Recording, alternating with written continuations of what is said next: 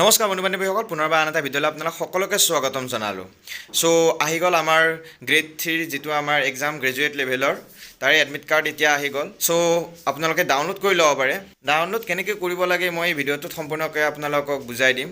চ' প্ৰথমতে আপোনালোকে দেখা পাইছে যে স্ক্ৰীণত এটা পেজ অ'পেন হৈছে আৰু যিটো লিংক মই আপোনালোকক ডেছক্ৰিপশ্যনত দি দিম, আপোনালোকে তাত গৈ আপোনালোকে ক্লিক কৰিলে আপুনি সেই পেজটোত যাব পাৰিব।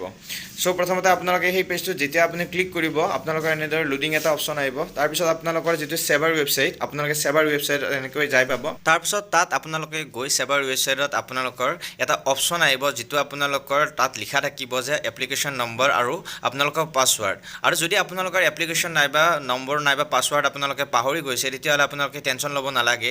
তাৰ বিষয়ে মই ভিডিঅ'টোৰ শেষত কৈ আছোঁ। প্ৰথমতে আপোনালোকে সেই এপ্লিকেশ্যন নম্বৰটোত যেতিয়া আপোনালোকৰ নিজৰ এপ্লিকেশ্যন আইডিটো নাইবা এপ্লিকেশ্যন নম্বৰটো আপোনালোকে পিন কৰিব, তাৰপিছত আপোনালোকৰ নিজৰ পাছৱাৰ্ডটো, যিটো আপোনালোকে প্ৰথম এক্সামতো আপোনালোকে দিছিল, যিসকলে এক্সাম দিছিল তেখেতসকলৰ আগৰ পাছৱাৰ্ডটোৱে দিব পাৰিব।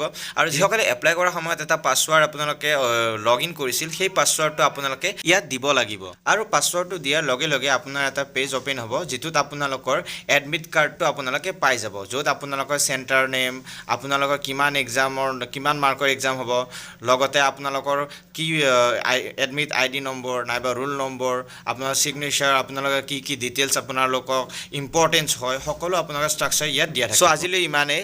আৰু যিসকলে পাছৱাৰ্ড নাইবা এপ্লিকেশ্যন আইডি পাহৰি গৈছে, তেখেতসকলে চিন্তা কৰিব নালাগে।